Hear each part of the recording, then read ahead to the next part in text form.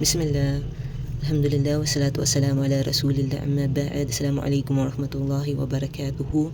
Grade 11. I am recording a video lesson for laboratory number 2, which is all about mail merge. So, Word pa rin tayo, no? Nasa module pa rin tayo ng MS Word. So, ang main point for today, ang objective, is to use mail merge feature ng MS Word para mag-create ng multiple copies of an application letter. Because if you are next time, inshallah, pag mag-apply na kayo ng trabaho or in grade 12 work immersion, you will be handing out several application letters. So, you can use the mail merge feature of Microsoft Word in order to make it easier for you to create multiple copies of your application letter. So, as you can see, I have here a very common, very general na sample ng application letter. Hindi ako ang nagawa nito. Kinopy ko lang sa Google. No? And I would like to have as usual, no, yung format ng application letter. Kailangan andito sa taas banda yung name ng employer, position niya, and quite possibly address, and then contact number siguro. For now, since example lang ito muna yung mga data na ilalagay ko. After that, di ba, magsabi tayo ng Dear Mr. Ganito, mag-apply ako for this one, di ba? So, maglagay ka dito dapat ng greetings. Yan, no? Ganito yung format or structure na usual nakikita for an application letter. So, in order to use mail merge, kailangan punta ka muna dito sa Excel. Kailangan meron ka munang contact sheet, no? Kasi hahanapin ito mamaya ng MS Word. So, here, as you can see, naggawa-gawa lang ako ng mga pangalan, ng information. So, meron tayong name, contact number, address, and position. So, for example, kung lagyan ko dito ng bago, kunwari si Salman, mag-apply ako kay Salman, kunwari. Tapos, kunwari na lang din yung number niya. And then,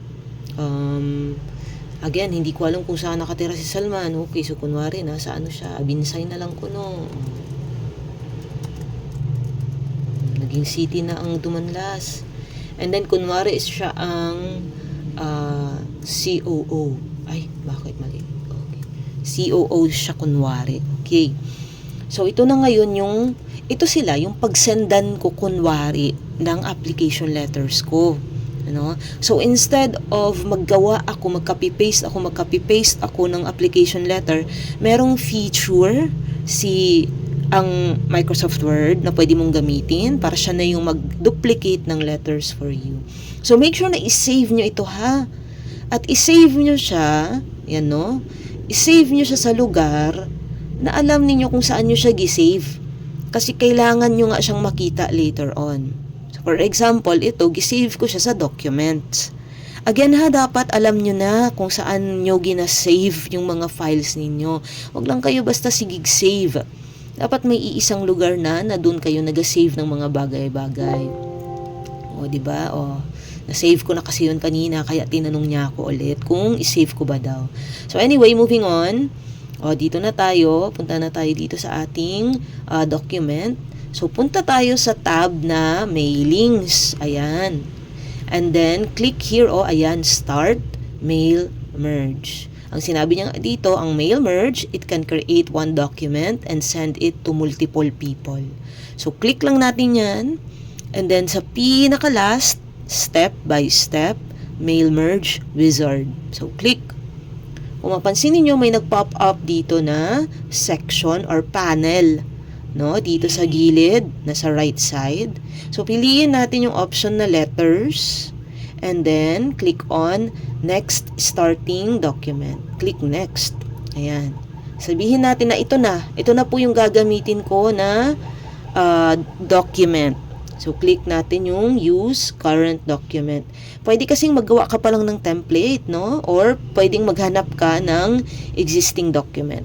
Pero for this example, sa gagawin ninyo, use the current document. Ibig sabihin, maggawa na kayo dati dito pa lang, ha? Bago mag-click ng mail merge, nakagawa na kayo ng kunwaring application letter. Okay, next, click on select recipients. Ito na yung sinasabi ko kanina. Ayan, click on use an existing list. And then, dito na part, no, ilagay natin yung ginawa natin kanina. Ayan, select. Kailangan ko ng, let me see, nasa documents ko gisave yun. And then, eto, mail merge, contact list. Yung ginawa kong contact list sa Excel, no? I-open ko lang yan siya. And then, sabi niya, select ko ba daw yung sheet number 1? Yes. Kasi nga, sheet number 1 yung nakalagay dito. Okay, balik tayo dito. And then, click OK. As you can see, yung mga pinagsusulat ko doon sa Excel, nakuha niya dito. No? Nakuha ng mail merge. Just click OK. O, ayan. Next na tayo, write your letter. Now, when we are writing letter, gusto natin mapunta yung information dito sa mga pinaglalalagay ko. So, for example, dito muna tayo sa greetings. Lagay ko yung cursor dyan, no? Highlight ko yan. And then, click ko yung greeting line. Pwede ka kasing magpili dito anong gusto mo. Dear or to. To Mr. Randall ba? Kunwari lang yung Mr. Randall, ha? It will change it to the information you put on Excel. So, kunwari na lang, dear. Tapos, di ba kanina may John Smith ako doon. So, ganyan. Mr. and Mrs. John Smith ba? Anong gusto ko na pagkalagay ng pangalan? So, pwede ito yung piliin ko. Kunwari, ganyan. Ito. Ito na lang. And then, comma ba ang gusto mo or colon? O, colon ang gusto ko. Ayan. So, click OK.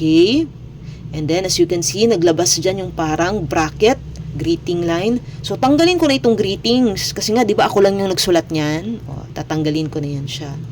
Dito naman, palitan natin ito ng address block. So, i-click ko yan lahat. Ilagay ko yung cursor sa pinakaunahan. I-click ko yung address block.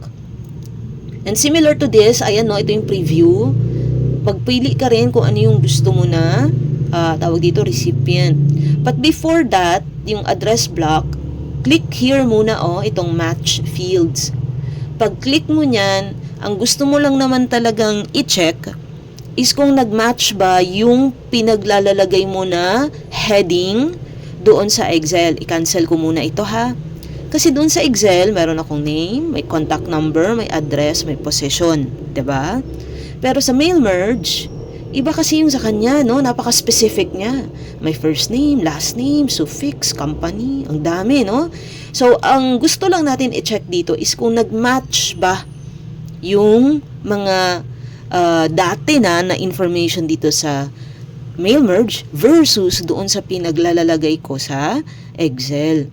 So, kunwari, itong courtesy title, ito yung position, okay?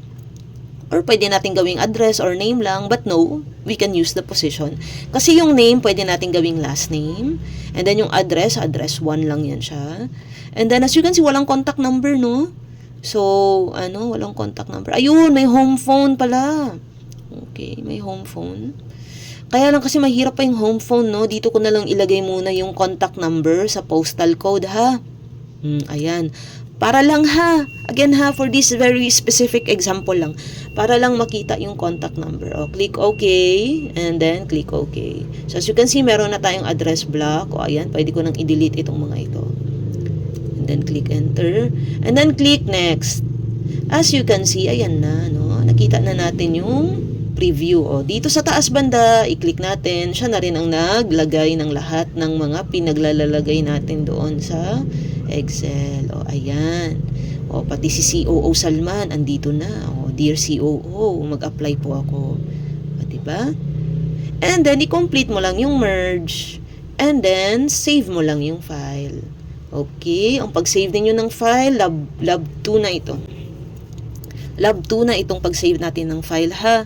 So, dapat ang nakalagay, lab number 2, lab 2, _ your last name. Okay? Sige, tapos isend natin yung file sa ano, no? Mag-Google Drive na lang siguro tayo kasi hindi man kayo nag-send sa... Ano ba ang mas maganda? Mag-send kayo sa Google Drive or mag-PM kayo kasi hindi man ata kayo nagagawa ng tasks, no? So, ano man, mag-send tayo sa Google Drive or mag-send sa GC natin. So, make sure ha na maggawa kayo nito today para hindi mag-pile up yung mga trabaho ninyo. So, pag wala kayong laptop, di maghanap tayo ng paraan, no? Maghiram, or, o di ba mahilig naman kayo siguro magpunta sa internetan or sa mga computer shop, o kahit 1 hour lang ang i-google ninyo para sa sa pag-practice ng mail merge. And by the way, meron pa akong isend mamaya na isa pang video lesson. Yun yung lab number 3. Mas madali yun actually. Yung automatic table of contents, okay? So anyway, that's it for today. Subhanakallahumma wa bihamdika asyhadu an la ilaha illa anta astaghfiruka wa atubu ilaik. Assalamu alaikum warahmatullahi wabarakatuh.